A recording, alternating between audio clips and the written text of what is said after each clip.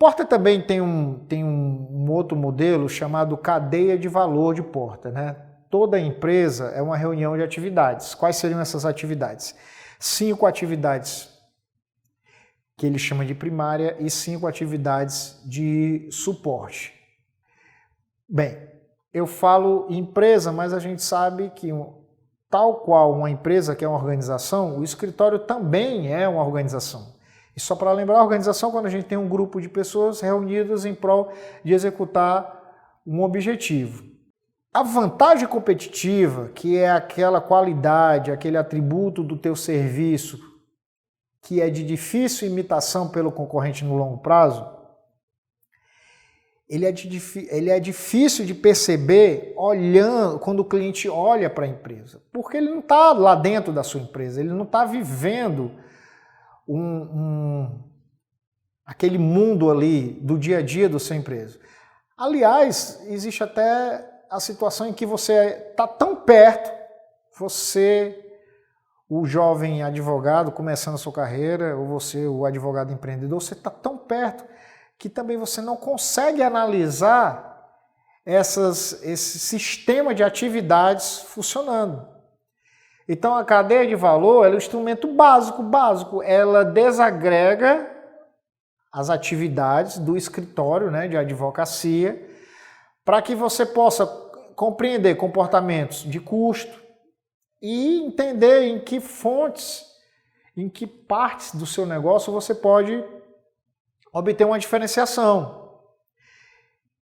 Escritórios de advocacia vão conseguir vantagem competitiva quando eles executam essas atividades de forma mais barata e melhor que seu concorrente. Põe isso em mente. Então, na cadeia de valor nós temos aí o gráfico, né? A infraestrutura do escritório, como você gerencia o recurso humano, desenvolvimento de tecnologia e aquisição. São atividades de apoio.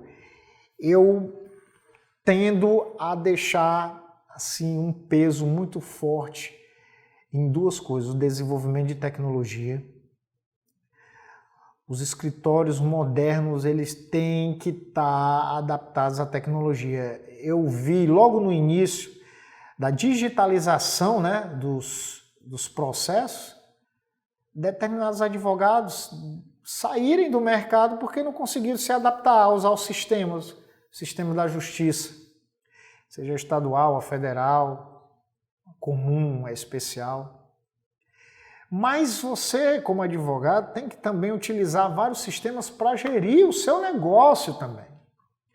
Um outro detalhe é o recursos humanos, o recrutamento, o treinamento, o sistema de remuneração, e aí vai uma outra dica super importante. Eu vejo escritórios que, além de não darem espaço para o advogado crescer, também não dá espaço para ele conseguir enriquecer o seu trabalho. Então, às vezes, o escritório faz um investimento, contrata uma empresa para recrutar advogados júniores, né, ou trainees, e coloca aquele advogado que tem um potencial enorme, sei lá, para ser um bom realizador de acordos judiciais, e coloca ele em atividades simples, corriqueiras, repetidas.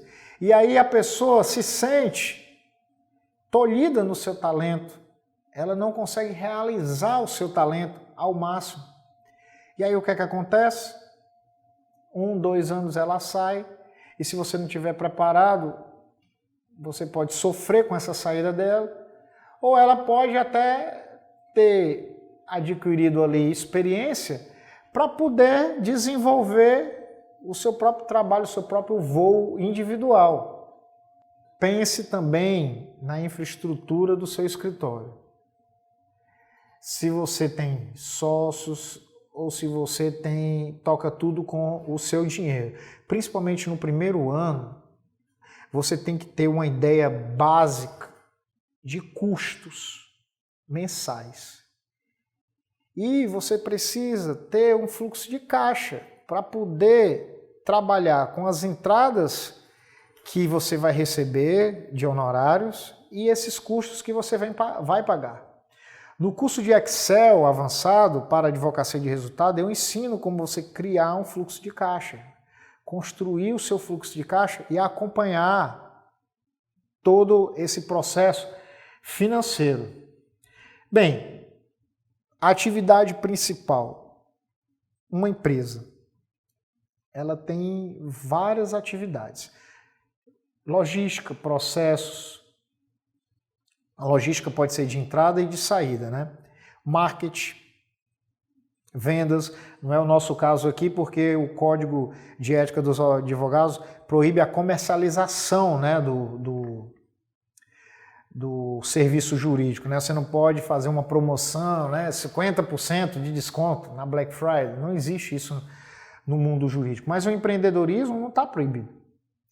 O empreendedorismo é você saber gerenciar todos esses pontos, soluções, né, para os seus clientes. Uma coisa que a gente às vezes também não entende, ou o advogado não consegue explorar, é esse pós-serviço. O advogado tem que saber trabalhar o relacionamento com o seu constituinte a longo prazo. E às vezes eu vejo o advogado se matando para conseguir novos clientes, quando ele poderia trabalhar a oferta de novos serviços para o mesmo cliente. Então ele é contratado, presta aquele serviço, terminou e ele deixa para lá. Não, você tem que fazer o relacionamento, acompanhar o pós daquele cliente, fazendo uma visita e apresentando novas possibilidades para ele de te contratar em outros ramos que ele não está nem imaginando. Existem 3 tipos de cliente: aquele cliente que está prontinho para te contratar, porque ele está precisando, ele tem a necessidade. Esse cliente, ele está ali na base da árvore, né? É a primeira fruta que você pega.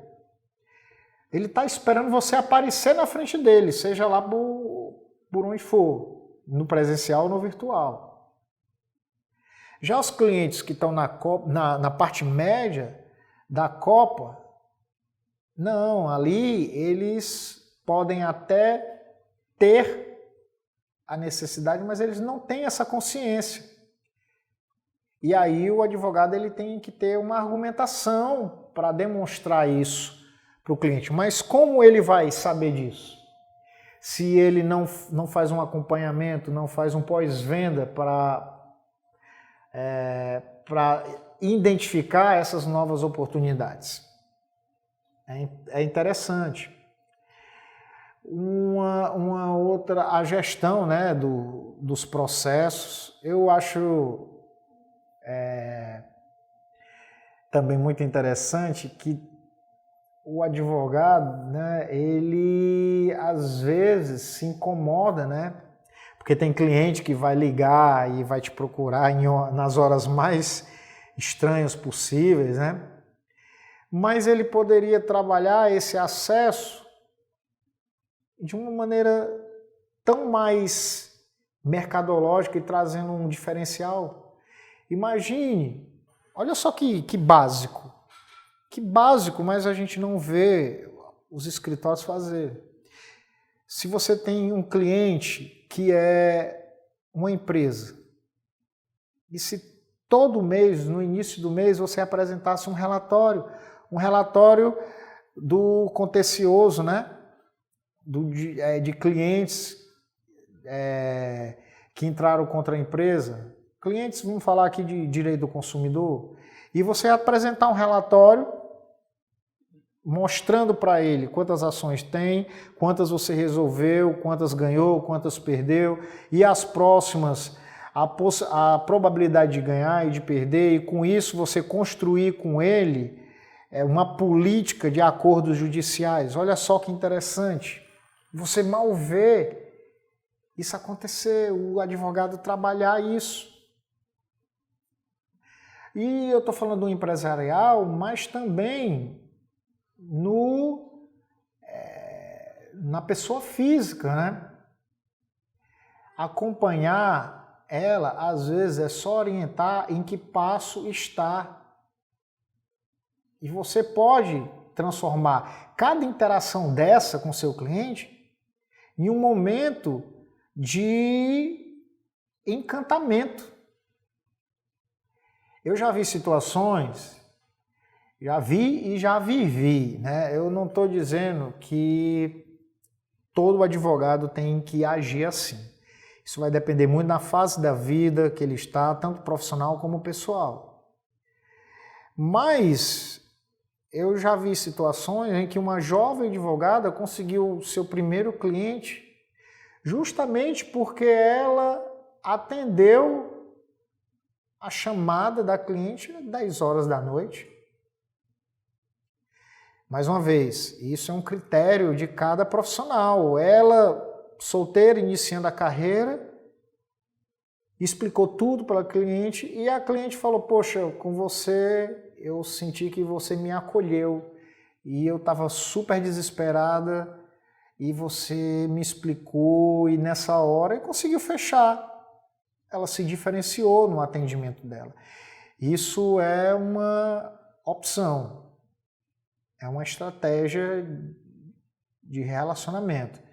Bem, retomando para concluir a cadeia de valor, toda empresa é uma organização, toda organização é um sistema vivo de atividades e para criar uma vantagem competitiva, aquelas atividades elas têm que estar interligadas de uma maneira tal que o concorrente olha e ele não consegue entender.